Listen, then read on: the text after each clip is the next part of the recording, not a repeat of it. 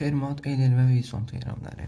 Birinci Fermatdan başlayaq. Fermat teoreminə görə A üstü P minus 1 bərabər 1 mod P'dir. Amma burada bəzi şərtlər var. A və P hər ikisi sadə olmalıdır və A və P bir-birinə qarşılıqlı sadə olmalıdır. Məsələn, 3, 5 götürək. 3 üstü 5 minus 1 bərabər 1 mod 5.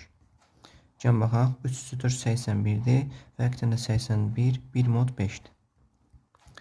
Euler teoremi onun biraz daha ümumi haldır. Məsələn, A üstü phi n bərabər 1 mod n. Burada A və n qarşılıqlı sadə olmalıdır amma n sadə olmaya da bilər.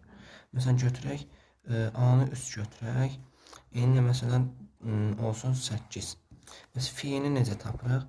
Məsələn, n bərabərdir A üstü b, bu c üstü d-dirsə, phi n bərabərdir A üstü b minus A üstü b minus 1 vurulsun c üstü d minus c üstü d minus 1. Yəni 8 2 üstü 3'dür. 2 üstü 3'dən 2 üstü 2 çıxanda eləyir 4.